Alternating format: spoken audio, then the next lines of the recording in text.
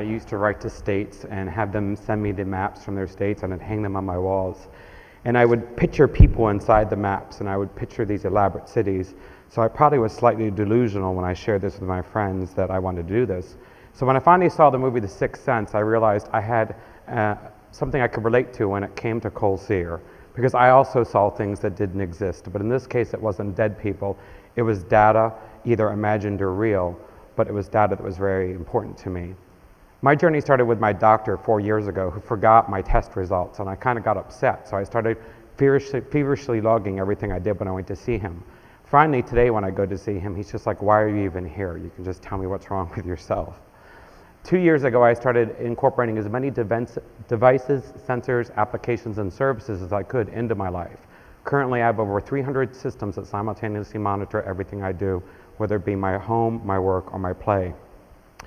I realized that all of a sudden, all of this data was taking on a very unique pattern. It was starting to overlay each other, much like a topographical map. So pictures became not just photographs, but they became data experiences. And I realized that my life's journey was actually being measured. It was when I saw Amber Case at South by Southwest in 2012 that I realized what I was kind of serendipitously doing was something called surveillance. So I was observing the observer and collecting as much data as I could, but it was getting to be quite exhausting doing this. Because if I looked at the services I was using, there were hundreds of them, and nobody should have to go through this many screens to figure out what's important to you. This is a form of slavery that we need to figure out how to get out of. So I wanted to fix that. I wanted to move away from this very old system.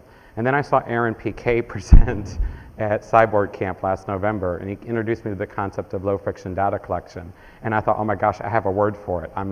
Okay, I am crazy, but I have a word for it. So I started looking at all these systems. The first thing I did was every single piece of data I collect gets protected. So it gets locked away in a web-based system in a text format. So it doesn't matter if it's the lights or the dogs or the truck, it gets locked away and protected so that I can search it and find information later on. The next thing I do is every piece of data, again, whether it's the food I'm eating or the exercise, all goes into spreadsheets. So simultaneously, I collect it and then I reflect it back into a spreadsheet so I can do charts and graphs on it. Probably the most compelling thing that people know me for is I then wanted to visualize it. So my entire day is monitored in my Google Calendar. The colors represent the different types of life streams that actually happen within any given day. So like I said, at any given time, 300 or 400 different things are happening to me simultaneously, and they're low frictionally logged in the back. So I created a data Maslow hierarchy of needs. So I could toggle my calendar on and off to see where I was actually doing well in my life and where my life was actually struggling. And I could start to focus goals on those areas by using the visual representation and the calendaring. But then just like Cole, I needed some more help. So I didn't have a doctor who was also slightly crazy, but I did have other tools. And one of those tools were going back to my childhood and realizing what maps meant to me. Because if I looked at maps, I noticed that they had layers of information. So I broke down my types of services I was using, every single application, every single service, every single device, every single sensor, and looked for ways that I could get the information out of them as easily as possible, which was no easy feat. Everything from Yahoo Pipes to RSS feeds to fake Twitter accounts that share stuff to bogus accounts that can be picked up to APIs to IF to Zapier. I'm like a hack, I'm a hack on crack. So I just can't get enough of this stuff, and I think it's a shame that we don't make it more available to ourselves and each other. What was really profound for me was I realized that all of these data points actually created a platform for existence. So I could actually use almost a tic-tac-toe board to make things trigger in my life in response to the data around me. So my world became very interesting when I started doing that. I started using things like do-it-yourself recipes, ambient light recipes, noise recipes by BioBeats to create music from my data, and even professional lighting recipes. So the more information I could get, the better. But just like in the movie The Sixth Sense, whenever you see the color red, you know that you're having a brush with the undead world. I also noticed that there were signals when I was having brushes with profound data moments in my personal life. Probably the most profound data moment I had was when I realized that I could manipulate the environment around me based on the data that I was generating. Because I think this is a way that we can solve one of the major economic problems we're about to face, and that's the tremendous amount of people my age who are underemployed or unemployed. The next thing I found was by layering these pieces of data together, as Aaron said, my food plus my activity isn't enough. I need my food, my activity, and my spending all in one picture. So I need to see that together so that I can understand those patterns. It's really the cheaper food that makes me fat, not how much of it that I eat. Then I noticed really crazy things. So watching Project Runway 2 episodes in a row actually makes me eat worse the second or third day. Air quality sensors in my home actually trigger really bad sleepless nights when my cleaning people come. I've lost 70 pounds, not 65. Thank you for the extra 5 pounds this week. But that's really come from behaviors not in food or exercise, but environmental conditioning, using the data from my life. If my house is a certain temperature and humidity, I actually drive my truck much worse. So I accelerate faster and brake faster. So again, having the data available to you so that you can see them together makes a huge difference, and I'm hoping we can do this. Probably the most profound thing, I think, is my data being collected is one thing, but my data having a relationship with itself is another. So the systems within my life start to speak to each other, and I can now pick up those systems as they start to have conversations, which kind of moves this kind of weird theory in my mind. The other thing I learned was over the last 9 months after I kind of came out of my data closet at Cyborg Camp, people are profoundly interested in this. Everybody wants to talk to me, and all I really did was exploit the world around me and make use of it in some tangible way. The dark side of all this is I'm fortunate, so I have tremendous resources when it comes to time and financial and just brain power, and I know smart people. And I'm afraid that we're entering an age of almost a data elysium, where if we're not very careful, we're going to end up with the haves and have-nots. And for me, that's really important that we avoid this kind of alternate reality where only special people get access to data and only special people can understand data, because I'm not special, I'm just like you.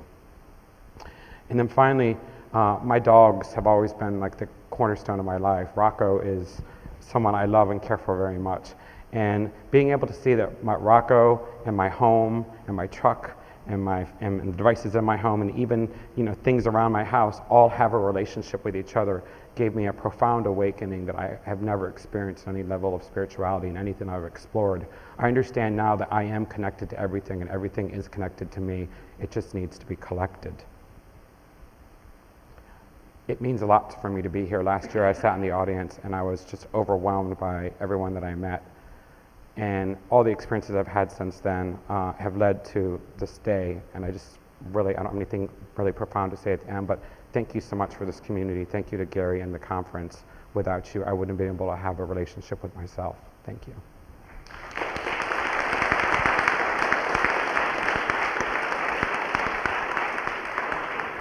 I noticed 2 pretty novel results in your talk, and I wanted you to talk about them more. You said that watching Project Runway 2 days, what you said was watching Project Runway 2 days in a row made your weight go down, and what your slide said was it made it go up. Yeah. So did it make it go up or down? It makes it go up, and sorry about the difference. Yeah. I'm just trying to keep up with this momentum. Yeah. Yeah, actually what I found was my movement and my food and what I was consuming had a lot to do with my weight fluctuations, but actually what I consumed via audio or video actually had more of a relationship to how poorly I ate the next day. So why, do you think? What did you think about? Well, I think Heidi Klum is really dangerous. I think you should avoid her. But there's something about time-shifting media. So when you time-shift media, you could, if you travel or you don't have a lot to watch your favorite show, if you time shift media, there's something about watching a lot of the same type of junk, so it's a massive amount of junk in the brain, and I think that just chemically does something to me. So it's the actual watching the media, not necessarily, in your hypothesis is, it's the kind of media binge, not the actual content. That just happens to be your favorite show. Well, no, Heidi, it's just that particular show is the worst. It doesn't happen on CNN or Anderson Cooper. That's interesting. I mean, I find that interesting. Okay, the other one was that the temperature in your house was related to how fast you drove your car. Yeah. So say something about that. That's a very novel result. I'm sure that's never been reported in any QS time. Yeah, so basically, as soon as I got my automatic, I plugged in my truck, and it keeps track of hard brakes and accelerations and all sorts of things. And I'm always driving with the dogs, so I didn't want the dogs to freak out. So I really wanted to be able to measure what the truck was doing and how I was doing. But what I noticed was there were times when the dogs weren't with me when I was driving just really aggressively, and I couldn't figure out what it was. But because we also track the temperature in the house with our Nest device and the humidity, I thought, is there a correlation to it?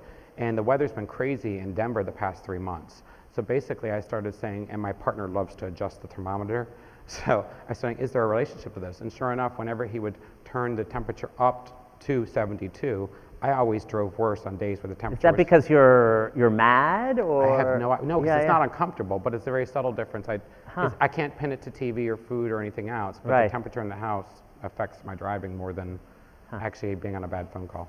Interesting. Okay, so we have time for a few questions if you have some. Yes.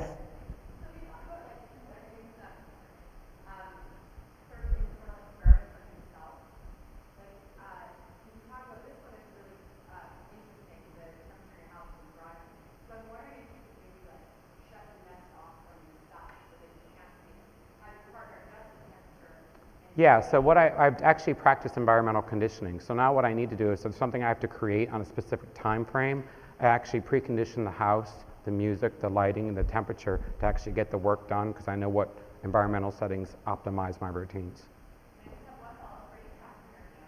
Are you tracking your animals? Yes, Bracco and Lourdes are also tracked. So I actually use lighting and sound to actually make sure they stay active. Yeah. Okay, are there any other questions for Chris? That's just really a fantastic talk, Chris. Thank you so much. Thank you so Yeah. much.